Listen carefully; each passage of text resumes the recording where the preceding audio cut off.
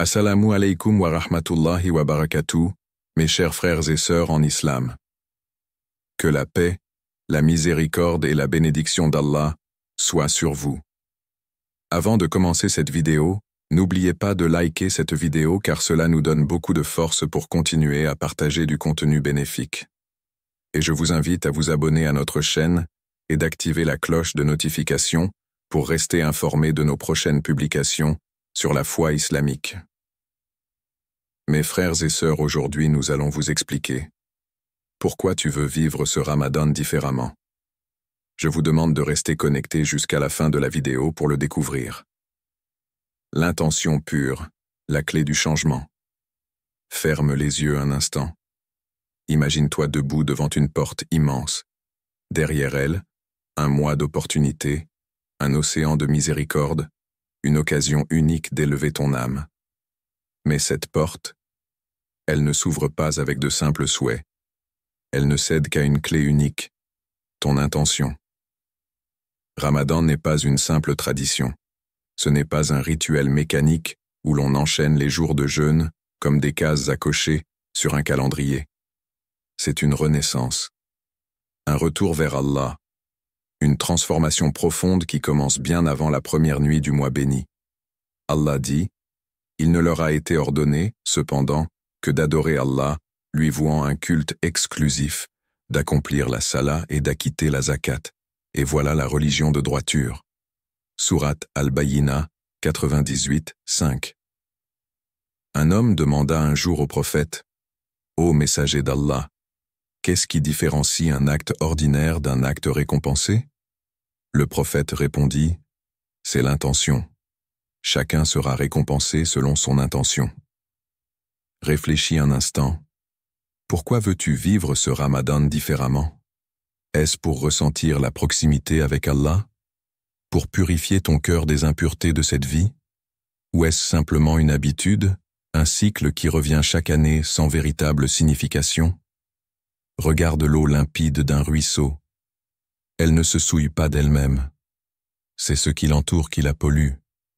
De la même manière, ton cœur est pur à l'origine, mais les distractions, les péchés et les négligences l'obscurcissent. Ramadan est ce ruisseau où tu viens plonger ton âme pour la purifier. Mais si tu ne viens pas avec l'intention sincère de t'y immerger pleinement, tu resteras au bord, effleurant à peine sa surface. Alors écris ton intention. Prends une feuille, note ce que tu veux accomplir. Pas juste « je veux jeûner », mais « je veux ressentir la présence d'Allah dans chaque prière. Je veux que mon cœur soit plus léger, débarrassé de son poids. Je veux apprendre à savourer le Coran et non seulement le réciter. » L'intention est un pacte entre toi et Allah. Un engagement que personne ne voit mais qui transforme tout. Avant même que la première nuit du Ramadan arrive, pose-toi la question, qui veux-tu devenir à la fin de ce mois? Car la réponse à cette question déterminera le Ramadan que tu vivras.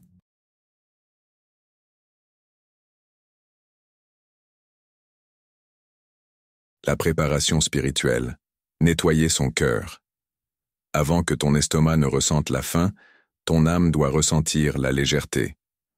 Avant que ton corps ne soit privé de nourriture, ton cœur doit être libéré de ses fardeaux. Ramadan est comme une pluie bienfaisante qui vient purifier l'âme. Mais que se passe-t-il si le sol est couvert d'épines, de roches et de poussière? L'eau ne pourra jamais pénétrer en profondeur. Il faut d'abord nettoyer le terrain. Allah dit, « Ceux qui dépensent dans l'aisance et dans l'adversité, qui dominent leur colère et pardonnent à autrui, car Allah aime les bienfaisants. » Sourate Al-Imran, 334. As-tu déjà essayé de porter un sac rempli de pierres? Il semble léger au début, mais au fil du temps, il t'épuise. La rancune, l'envie, l'amertume, ce sont ces pierres invisibles qui alourdissent ton âme. Comment espérer voler vers Allah si ton cœur est enchaîné? Le prophète Mohammed a un jour désigné un homme et a dit à ses compagnons, « Si vous voulez voir un habitant du paradis, regardez cet homme. » Intrigué, l'un des compagnons a suivi cet homme pendant plusieurs jours. Il n'a rien vu d'exceptionnel. Il priait, jeûnait, accomplissait ses obligations. Alors il lui a demandé, « Quel est ton secret? Pourquoi le prophète, T'a-t-il désigné comme un homme du paradis? L'homme a souri et a répondu, chaque nuit avant de dormir, je pardonne à tous ceux qui m'ont offensé. Je n'entretiens aucune rancune dans mon cœur. Et toi, avant de plonger dans le mois du pardon, peux-tu vraiment avancer avec un cœur rempli de blessures et de colère non résolue? Imagine-toi debout devant la porte de Ramadan. Mais cette porte est trop lourde pour être poussée. Chaque rancune, chaque jalousie, chaque douleur non pardonnée est un verrou qui t'empêche de l'ouvrir. Alors aujourd'hui, libère-toi. Qui est cette personne à qui tu n'as jamais pardonné? Quel est ce souvenir amer qui te hante encore? Quelle est cette jalousie qui brûle en toi? Laisse-les partir. Écris une lettre, fais une prière, envoie un message. Pas pour eux, mais pour toi. Car un cœur allégé est un cœur qui peut s'élever vers Allah. Ne commence pas Ramadan enchaîné par le passé. Commence-le en étant libre. La discipline du corps. Préparer son corps au jeûne Ramadan n'est pas seulement une épreuve de l'âme, c'est aussi une discipline du corps. Comme un athlète qui se prépare avant une grande course, nous devons habituer notre corps à ce changement bien avant l'arrivée du premier jour de jeûne. Le prophète Muhammad nous enseigne « Le jeûne est un bouclier ». Sahih al-Bukhari, 1894. Un bouclier protège, mais un bouclier lourd et mal entretenu peut devenir un fardeau. Si ton corps n'est pas préparé, Ramadan risque d'être une lutte contre la fatigue et la faim, plutôt qu'un voyage spirituel. Les mauvaises habitudes. L'ennemi caché. Imagine un navire qui traverse l'océan. S'il est rempli de trous, prendra-t-il l'eau avant d'atteindre sa destination? Ton corps est ce navire. Avant de voguer sur la mer du Ramadan, il faut colmater les brèches, renforcer les voiles et alléger la charge inutile. Quels sont ces trous? L'excès de nourriture. As-tu remarqué que notre corps est habitué à manger même quand il n'a pas faim? Il suffit de voir un plat appétissant pour que l'envie de manger nous prenne. Ramadan est une rupture avec cette dépendance, un retour à une consommation consciente. La consommation excessive de caféine et de sucre. Beaucoup souffrent des premiers jours de jeûne, non pas à cause du manque de nourriture, mais à cause du sevrage brutal de leur dépendance au café, au thé ou aux sucreries. L'irrégularité du sommeil. Passer des nuits tardives devant un écran, sauter le fajr, dormir après le lever du soleil. Ce déséquilibre rend le Ramadan encore plus difficile. Mais la bonne nouvelle, c'est qu'il n'est jamais trop tard pour ajuster ses habitudes. Commence à alléger ton corps avant le premier jour de Ramadan. Le Ramadan commence avant le Ramadan. Si tu attends la veille du premier jour pour te préparer, il sera déjà trop tard. Allah dit dans le Coran, « Et ne gaspille pas indûment, car les gaspilleurs sont les frères des diables, et le diable est très ingrat envers son Seigneur. » Sourate Al-Isra, 17-26 à 27. La modération et la discipline sont des valeurs fondamentales de l'islam. Voici quelques étapes concrètes pour préparer ton corps dès aujourd'hui. Réduis progressivement tes portions alimentaires, diminue légèrement tes repas pour habituer ton estomac à recevoir moins de nourriture. Prends des repas plus équilibrés avec des aliments nourrissants et rassasiants. Commence à jeûner avant le Ramadan. Suis la sunna du prophète en jeûnant certains lundis et jeudis. Essaie le jeûne des jours blancs, les 13, 14 et 15 de chaque mois lunaire. Cela aidera ton corps à s'adapter et t'évitera le choc du premier jour. Réduis ta consommation de café et de sucre. Si tu es un grand buveur de café ou de thé, commence à diminuer progressivement ta consommation pour éviter les maux de tête du sevrage. Opte pour des alternatives naturelles comme les fruits ou les dattes pour habituer ton corps à une source de sucre plus saine. Ajuste ton rythme de sommeil. Essaie de te coucher plus tôt et de te réveiller pour le fajr avec constance. Évite les écrans au moins 1 heure avant de dormir pour améliorer la qualité de ton sommeil. Le corps et l'âme sont liés. Nous avons tendance à séparer le spirituel du physique, alors qu'en réalité, les deux sont liés. Lorsque le corps est épuisé, l'âme a du mal à se concentrer. Lorsque l'estomac est alourdi, l'esprit devient paresseux. As-tu déjà essayé de prier après un repas trop copieux? Ton esprit s'éparpille, la concentration s'efface, et au lieu de savourer la prière, tu la survoles. C'est pour cela que Ramadan est une école de discipline. Ce n'est pas seulement un mois de privation, mais un mois de rééquilibrage. Le prophète Muhammad nous enseigne un principe fondamental. L'être humain ne remplit pas un récipient pire que son ventre. Quelques bouchées lui suffisent pour se maintenir. S'il doit absolument manger, qu'il réserve un tiers pour la nourriture, un tiers pour la boisson et un tiers pour la respiration. Sunan at-Tirmidhi, 2380.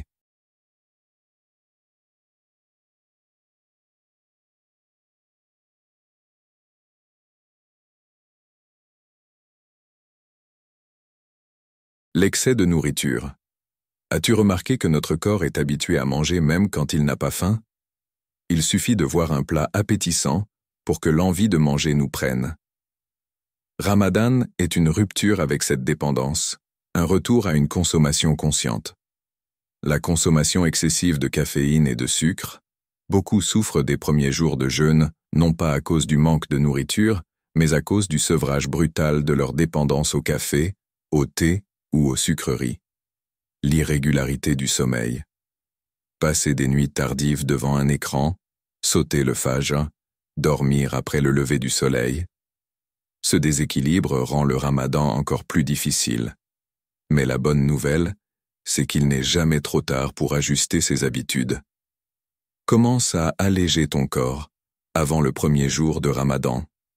Le Ramadan commence avant le Ramadan. Si tu attends la veille du premier jour pour te préparer, il sera déjà trop tard. Allah dit dans le Coran, « Et ne gaspille pas indûment, car les gaspilleurs sont les frères des diables, et le diable est très ingrat envers son Seigneur. » Sourate Al-Isra, 17-26 à 27. La modération et la discipline sont des valeurs fondamentales de l'islam. Voici quelques étapes concrètes pour préparer ton corps dès aujourd'hui. Réduis progressivement tes portions alimentaires, diminue légèrement tes repas pour habituer ton estomac à recevoir moins de nourriture. Prends des repas plus équilibrés avec des aliments nourrissants et rassasiants. Commence à jeûner avant le Ramadan. Suis la sunna du prophète en jeûnant certains lundis et jeudis. Essaie le jeûne des jours blancs, les 13, 14 et 15 de chaque mois lunaire. Cela aidera ton corps à s'adapter et t'évitera le choc du premier jour. Réduis ta consommation de café et de sucre. Si tu es un grand buveur de café ou de thé, commence à diminuer progressivement ta consommation pour éviter les maux de tête du sevrage. Opte pour des alternatives naturelles comme les fruits ou les dattes pour habituer ton corps à une source de sucre plus saine. Ajuste ton rythme de sommeil. Essaie de te coucher plus tôt et de te réveiller pour le fajr avec constance. Évite les écrans au moins 1 heure avant de dormir pour améliorer la qualité de ton sommeil. Le corps et l'âme sont liés. Nous avons tendance à séparer le spirituel du physique, alors qu'en réalité, les deux sont liés. Lorsque le corps est épuisé, l'âme a du mal à se concentrer. Lorsque l'estomac est alourdi, l'esprit devient paresseux. As-tu déjà essayé de prier après un repas trop copieux? Ton esprit s'éparpille, la concentration s'efface, et au lieu de savourer la prière, tu la survoles. C'est pour cela que Ramadan est une école de discipline. Ce n'est pas seulement un mois de privation, mais un mois de rééquilibrage. Le prophète Muhammad nous enseigne un principe fondamental. L'être humain ne remplit pas un récipient pire que son ventre. Quelques bouchées lui suffisent pour se maintenir. S'il doit absolument manger, qu'il réserve un tiers pour la nourriture, un tiers pour la boisson et un tiers pour la respiration. Sunan at-Tirmidhi, 2380. Ramadan nous enseigne que l'homme n'est pas esclave de son estomac, que nous pouvons vivre avec moins, que la vraie satisfaction ne vient pas de la nourriture, mais de l'élévation spirituelle. La patience et la résistance. L'entraînement du Ramadan. Certains pensent que le jeûne est une punition pour le corps. En réalité, il est une cure. Il purifie les toxines accumulées dans l'organisme. Il renforce la volonté et le contrôle de soi. Il nous apprend que nous sommes plus forts que nous le pensons. Mais si tu veux récolter ces bienfaits, il faut commencer dès maintenant. Ne te jette pas dans le mois sacré sans préparation. Prends un moment aujourd'hui pour réfléchir. Quelle habitude nuisible ralentit mon corps et mon esprit? Comment puis-je alléger mon alimentation pour mieux accueillir Ramadan? Suis-je prêt à transformer ma routine pour que ce mois ne soit pas un simple exercice de privation, mais une élévation spirituelle? Ce n'est pas seulement un mois de jeûne, c'est un mois de renaissance. L'art du suhour et de l'iftar, nourrir le corps et l'âme Ramadan, n'est pas seulement une période de jeûne, c'est aussi une école d'équilibre.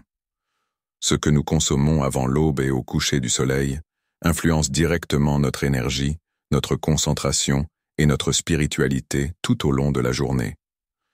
Le prophète Muhammad a dit « Prenez le suhour, car il y a une bénédiction dans le suhour ». Sahih al-Bukhari 1923, Sahih Muslim 1095. Mais cette bénédiction ne réside pas seulement dans le fait de manger. C'est un moment sacré, un instant où l'on nourrit à la fois le corps et l'âme en préparation pour le jeûne à venir. Suhour, le carburant de ta journée. Imagine un voyageur qui s'apprête à traverser un désert. Son endurance dépend de ce qu'il emporte avec lui. De la même manière, le suhour est l'élément qui détermine ta force et ta résistance pendant la journée. L'importance du suhour. Pourquoi le prophète a-t-il tant insisté sur ce repas? C'est une source de baraka, bénédiction. Ce repas n'est pas un simple petit déjeuner.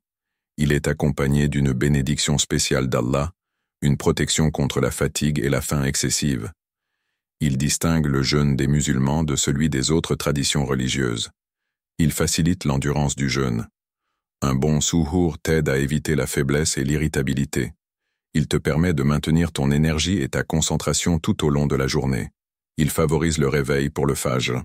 Le suhour te permet de commencer la journée avec l'une des prières les plus importantes, la salat al-fajr. Que manger au suhour? Un bon suhour ne signifie pas manger en abondance, mais plutôt choisir les bons aliments. Les aliments à privilégier, dattes et fruits secs, riches en fibres et en sucre naturel, elles fournissent une énergie durable. Protéines, œufs, yaourts, fromage, noix, elles aident à ralentir la digestion et procurent une sensation de satiété. Céréales complètes, avoine, pain complet, riz brun. Elles libèrent de l'énergie progressivement et évitent les pics de glycémie. Eau et boissons hydratantes. Un corps bien hydraté supporte mieux le jeûne. À éviter, les aliments trop salés, chips, charcuterie, fromage salé, qui entraînent une déshydratation rapide. Les sucres raffinés, pâtisseries, soda, qui provoquent un pic d'énergie suivi d'une fatigue soudaine. Le café en excès, qui accélère la déshydratation et perturbe le sommeil. L'iftar, rompre le jeûne avec sagesse. Lorsque le soleil se couche, un sentiment de gratitude et de soulagement envahit le cœur du croyant. Après une journée de patience, vient le moment où l'on retrouve la subsistance d'Allah. Le prophète nous enseigne une manière précise de rompre notre jeûne. Lorsque l'un de vous rompt son jeûne, qu'il le fasse avec des dattes, et s'il n'en trouve pas, alors avec de l'eau, car elle est purificatrice. Sunan Abi Daoud, 2356. Le rituel de l'iftar. Rompre le jeûne avec des dattes et de l'eau. Les dattes sont riches en sucre naturel, ce qui permet au corps de récupérer rapidement son énergie. L'eau réhydrate immédiatement et prépare l'estomac à la digestion. Faire une courte pause et prier le maghrib. Cette pause permet d'éviter de trop manger d'un coup et de rester connecté à la spiritualité du Ramadan. Prendre un repas équilibré et modéré. L'erreur courante est de se précipiter sur une grande quantité de nourriture, ce qui alourdit le corps et rend la prière de Tarawih difficile. Que manger à l'iftar? Les aliments à privilégier, soupes et bouillons légers, une soupe à base de légumes ou de lentilles, est idéale pour réhydrater le corps et préparer l'estomac. Viandes maigres et poissons apportent des protéines essentielles sans alourdir la digestion. Légumes frais et féculents complets fournissent des vitamines et de l'énergie durable. Lait et yaourt aident à restaurer les bonnes bactéries de l'intestin. À éviter, les fritures et plats trop gras. Ils ralentissent la digestion et causent des ballonnements. Les excès de sucre. Ils donnent un coup de fouet temporaire, mais provoquent ensuite une grande fatigue. Les sodas et jus industriels, trop sucrés et peu hydratants, ils fatiguent inutilement l'organisme. Le lien entre l'alimentation et la spiritualité. Manger avec excès juste après une journée de jeûne anéantit la discipline que Ramadan nous enseigne. As-tu déjà ressenti cette lourdeur après un repas trop copieux, au point que la prière devient un effort? C'est parce que l'excès détourne l'esprit de l'essentiel. Allah dit dans le Coran, « Mangez et buvez, mais ne commettez pas d'excès, car Allah n'aime pas ceux qui commettent des excès. » Surat Al-A'raf, 731. Ramadan n'est pas une privation suivie d'une compensation. C'est un entraînement pour atteindre l'équilibre dans la vie quotidienne. Un croyant qui comprend cela ne mange pas jusqu'à satiété, mais jusqu'à ce qu'il ait juste assez d'énergie pour continuer. Choisis ses aliments avec sagesse, en cherchant des bienfaits pour le corps et l'âme. Vois chaque repas comme une occasion de gratitude envers Allah. Conclusion spirituelle. Le suhour et l'iftar ne sont pas de simples repas. Ils sont des moments de connexion avec Allah, des pauses sacrées où nous renforçons notre corps, tout en élevant notre foi. Ce que tu mets dans ton corps influence directement ton cœur et ton esprit. Mange avec intention, modération et gratitude. Maintenant, pose-toi cette question. Comment puis-je améliorer mon alimentation pendant Ramadan pour en faire un véritable acte d'adoration? Qu'Allah purifie nos cœurs, qu'il nous guide à aider avec sincérité et discernement, et qu'il fasse de nos actions des ponts qui mènent à sa miséricorde. Amina. Chers frères et sœurs en islam, n'oubliez pas encore de liker cette vidéo et de vous abonner sur cette chaîne. Qu'Allah vous bénisse.